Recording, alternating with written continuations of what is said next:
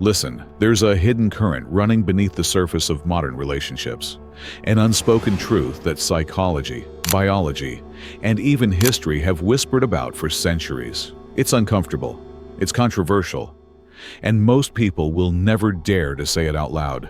But listen closely, because what you're about to hear will change the way you understand attraction, power, and the deepest desires of the female mind. We live in an era where women are told they must be strong, independent, and in control at all times.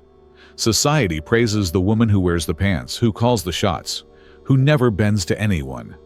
And yet, something doesn't add up. Because beneath the surface of this carefully constructed narrative, there's a different reality playing out, one that doesn't fit the script. Have you ever noticed how the most popular romance novels, the most consumed erotic fiction, the most whispered about fantasies, all revolve around a single theme? Dominance, submission, the thrill of being taken, claimed, led by someone who knows exactly what he wants. And not just in fiction, real-life behavior, subconscious signals, even scientific studies point to the same conclusion. There is a part of the female psyche that responds to masculine dominance in ways that defy modern dogma. But why?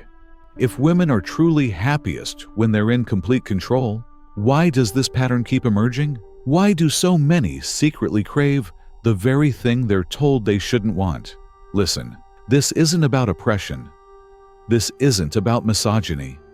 This is about understanding the raw, unfiltered mechanics of human attraction, the biological wiring, the psychological triggers, the deep-seated instincts that no amount of political correctness can erase. Let's start with the foundation: evolution. For millions of years, survival wasn't about equality. It was about strength, protection, and the ability to lead. Women who were drawn to men capable of decisive action, men who could command respect, men who exuded authority, they were the ones whose genes survived. Because in a world of predators, rival tribes, and scarce resources, a man who could dominate his environment was the safest bet for survival. Fast forward to today. Our world has changed, but our biology hasn't. The same neural pathways that once fired when a woman sensed a strong protector still light up when she encounters a man who carries himself with unshakable confidence. It's not a conscious choice. It's not a social construct. It's hardwired. Studies in evolutionary psychology have shown that women, even in egalitarian societies, exhibit a subconscious preference for men who display dominance traits: assertiveness, decisiveness, the ability to take charge. This doesn't mean they want a tyrant. It means they're drawn to the kind of man who doesn't hesitate, who doesn't seek permission, who owns his space. Now, here's where it gets interesting. Modern women are raised to believe they should want complete equality in all things, including dominance dynamics in relationships. But the brain doesn't always align with ideology. Clinical psychologists and sex therapists have documented a phenomenon they call erotic polarization, the magnetic pull between opposing energies, masculine and feminine, dominant and submissive, giving and receiving. When these polarities are in balance, attraction intensifies. But when they're flattened, when a man becomes passive, indecisive, or overly accommodating, desire fades. This explains why so many women in progressive egalitarian relationships report feeling unsatisfied, even if they can't pinpoint why. They've been told they should want a nice guy who asks for consent before every move, who hesitates to lead, who treats her like an equal in every single moment. But the body doesn't lie. The chemistry doesn't lie. And often, that kind of dynamic leaves her feeling bored. Because dominance, when done right, isn't about control. It's about presence. It's about a man who is so grounded in his own strength that he doesn't need to posture or demand respect. He simply has it. And that kind of energy is intoxicating. Let's talk about fantasies. The most common erotic fantasy among women: being taken. Not in a non-consensual sense, but in the context of surrendering to a man's will, of being so desired that he must have her, of letting go of responsibility and simply feeling. This isn't a fringe kink, it's mainstream. Look at the staggering popularity of books like 50 Shades of Grey, a story where the female lead is swept up by a dominant, controlling man. Critics called it toxic. Feminists decried it as regressive. And yet, millions of women devoured it. Why? Because it tapped into something real, something primal. But here's the crucial distinction. Fantasy isn't reality. Women don't actually want to be dominated in the way an angry incel or a bitter misogynist might imagine. They don't want cruelty. They don't want oppression.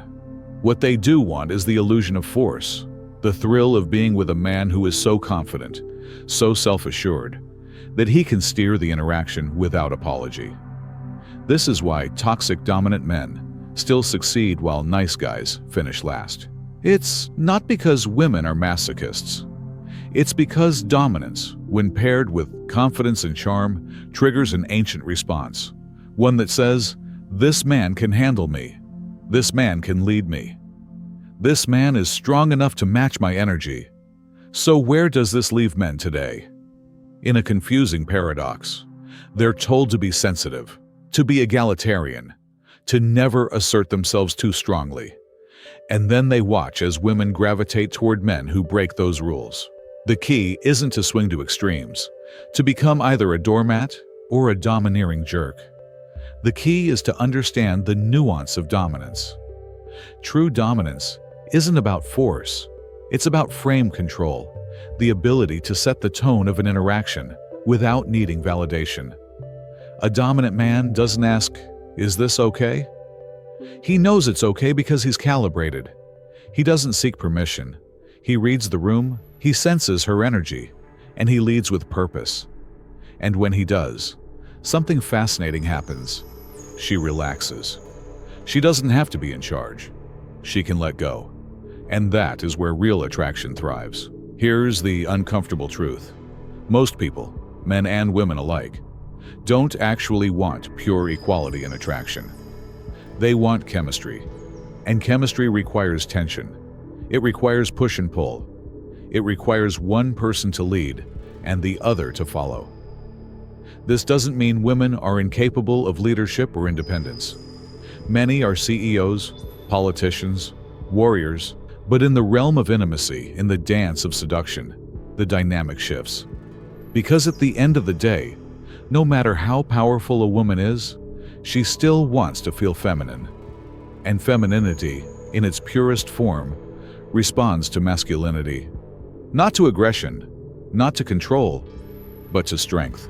So listen, if you want to understand why women secretly crave dominance, stop looking at surface-level narratives. Look deeper. Look at biology. Look at psychology. Look at the patterns that repeat across cultures and centuries. The dark reality is this. What women say they want and what they respond to are often two different things. Not because they're lying, but because the heart wants what the heart wants, and no amount of social engineering can change that. The question is, are you willing to embrace the truth, or will you keep pretending the game is something it's not? Listen, the choice is yours.